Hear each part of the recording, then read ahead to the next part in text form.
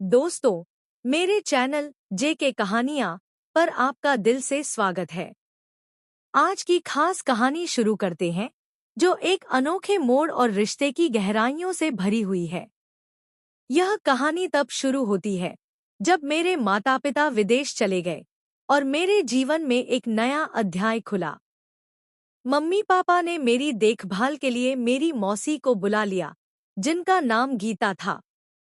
करीब 40 की उम्र में भी उनका व्यक्तित्व बहुत सजीला था और उनकी हर अदा में एक खास आकर्षण था। उनका मुस्कुराना, बात करने का ढंग, सब कुछ मनमोहक था।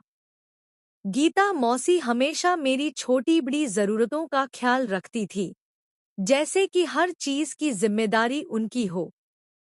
उनके इस अंदाज ने कई बार मुझे उलझन में डाल दिया, पर दिल ही दिल में यह मुझे अच्छा भी लगता। सुबह सुबह जब वे मुझे नहाने का कहती, तो उनके कहने का लहजा हमेशा अपनापन और स्नेह से भरा होता था।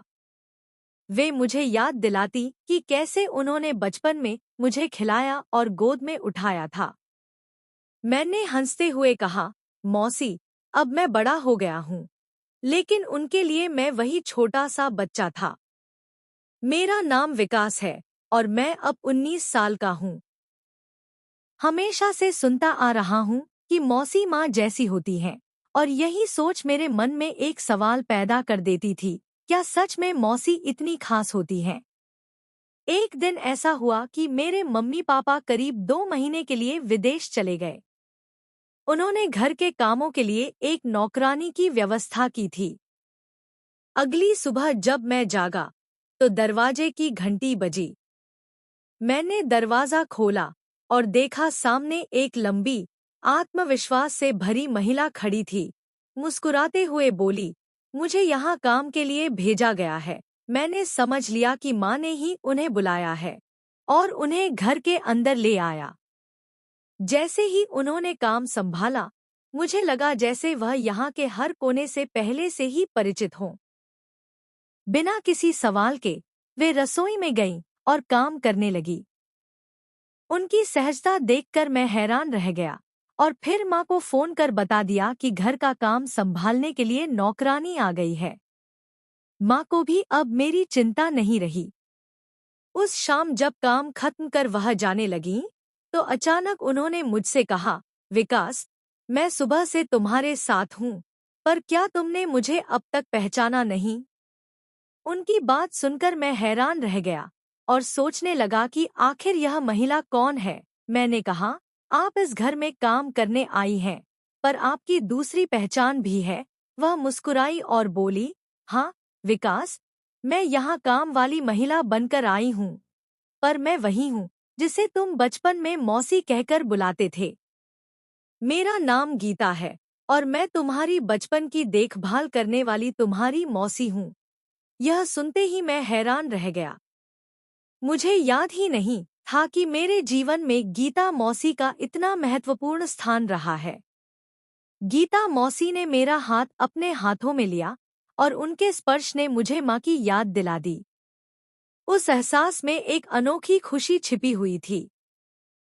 मैंने कहा, मौसी, इतने सालों बाद आपसे मिलकर मुझे बहुत अच्छा लग रहा है। शाम हो चुकी थी और मैंने उनसे कहा कि अब दिन का सारा काम हो गया है, तो वे आराम कर सकती हैं। इस पर मौसी ने हिचकिचाते हुए कहा, विकास बेटा, मेरे पास अपना मकान नहीं है। अगर मुझे यहाँ एक छोटा सा कमरा मिल जाए, तो मुझे भी सहूलियत हो जाएगी। सैलरी में से 2,000 रुपए कम कर दो, कोई बात नहीं। मैंने तुरंत माँ को फोन किया और उन्हें पूरी बात बताई। माँ ने कहा कि घर में एक कमरा खाली पड़ा है, तो मौसी को रहने के लिए दे दो। इससे घर में हमेशा किसी का साथ भी रहेगा। माँ की सलाह मानकर मैंने मौसी को एक कमरा दे दिया। मौसी के पास कपड़े नहीं थे, तो मैंने माँ की कुछ पुरानी साड़ियाँ उन्हें दी और कहा कि वे माँ के कमरे में कपड़े बदल सकती हैं।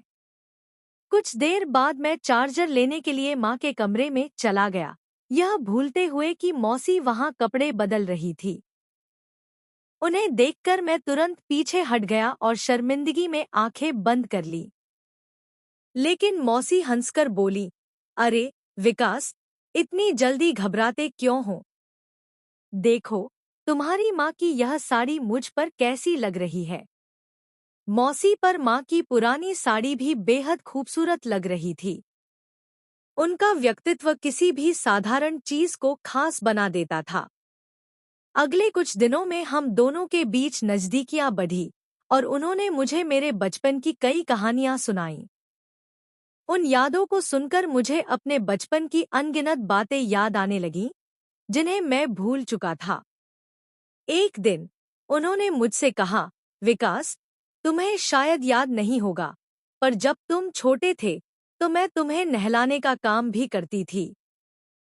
चलो, आज मैं तुम्हें अपने हाथों से नहलाऊंगी। मैंने थोड़ा हंसकर कहा, मौसी, अब मैं बड़ा हो गया हूँ, अब इसकी जरूरत नहीं है।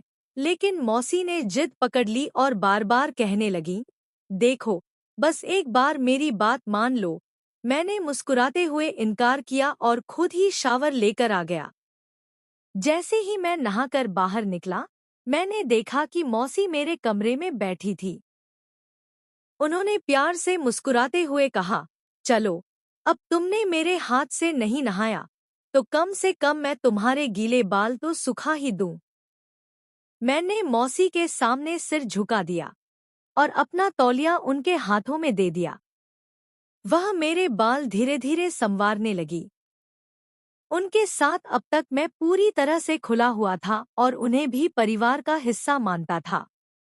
मैंने उनसे कहा, आप इस घर को अपना ही घर समझें। यह सुनकर वह मुस्कुराईं और उन्होंने मुझ पर ध्यान से नजर डाली।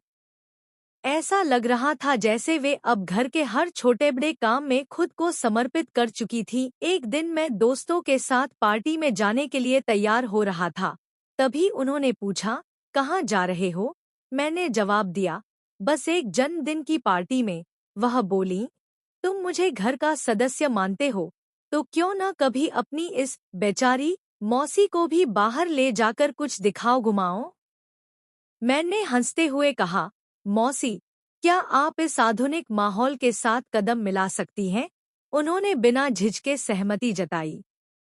मैंने उन्हें माँ के कमरे से एक सुंदर साड़ी पहनकर तैयार होने के लिए कहा, क्योंकि यह पार्टी विशेष थी। कुछ ही देर में जब वह तैयार होकर बाहर आईं, तो मैं हैरान रह गया।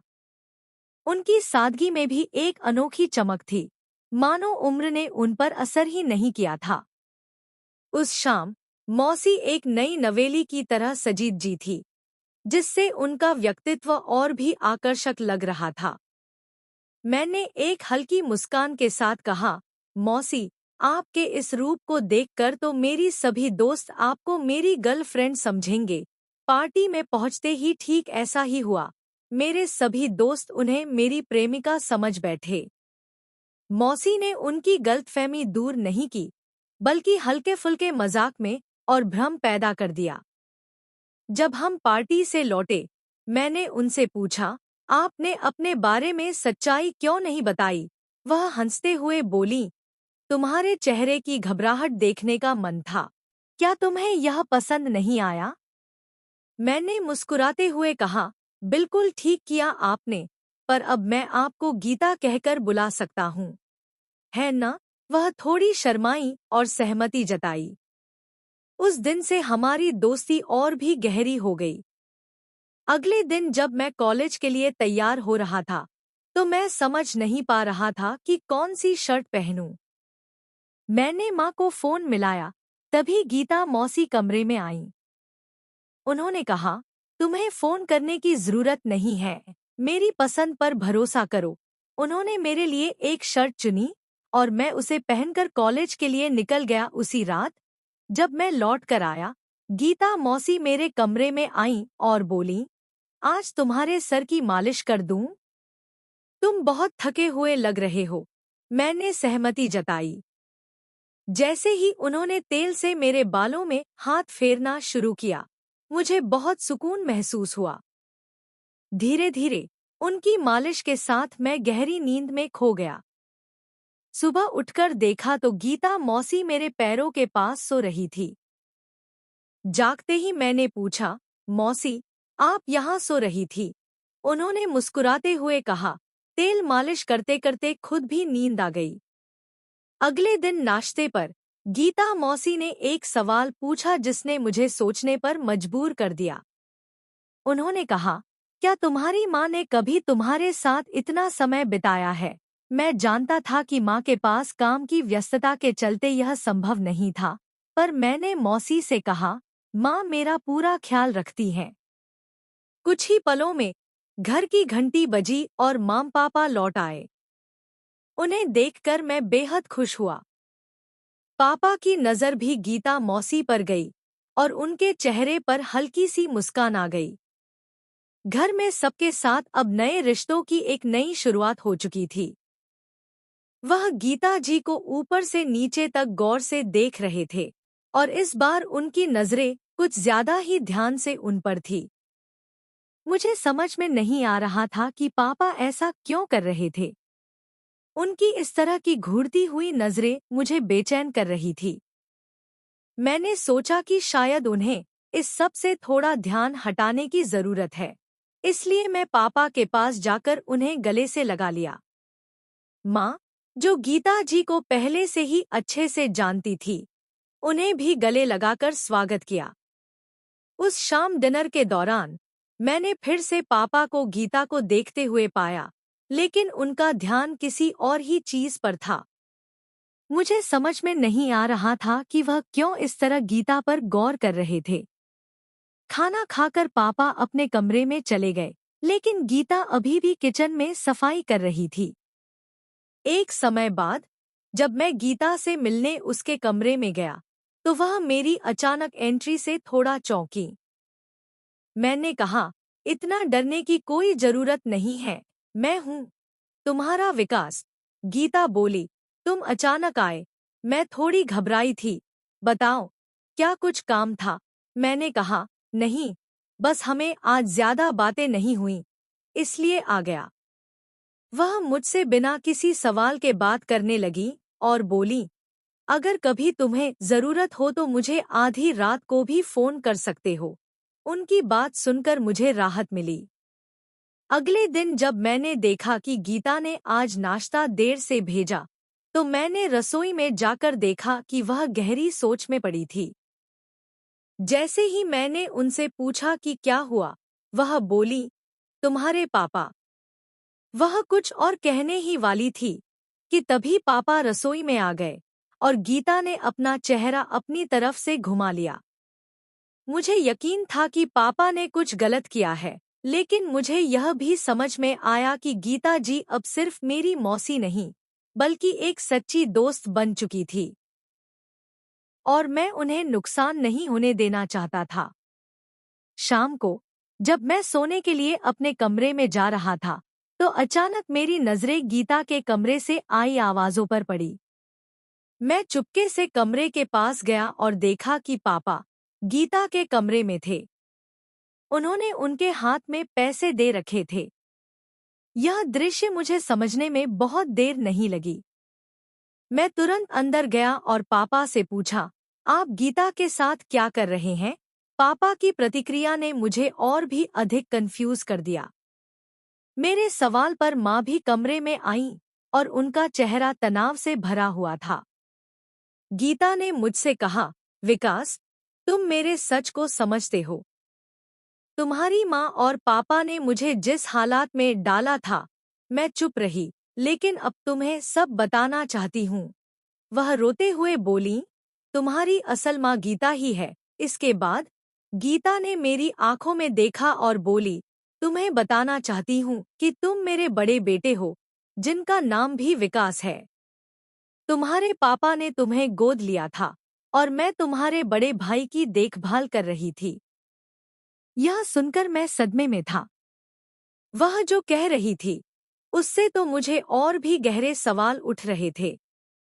मैंने गीता से कहा, आप जो कह रहे हैं, वह सब सच नहीं हो सकता। मेरे लिए तो आप मेरी मौसी ही है और यही हमारी पहचान है। पापा और माँ ने गीता को समझाया कि वह घर से चली जाए और सब कुछ साफ हो जाएगा। मेरे माता पिता ने मुझे कभी भी ऐसा जीवन नहीं दिया कि मैं किसी और की बातों पर ध्यान दूं। वे मेरे लिए सच्चे माता पिता हैं। गीता, जो पैसे के लालच में मेरे जीवन को प्रभावित करना चाहती थी, उसकी सच्चाई ने उसे अकेला कर दिया। अब मुझे यह एहसास हुआ कि अगर मैं उसकी बातों में आता तो शायद मैं एक बड़ी गलती कर बैठता।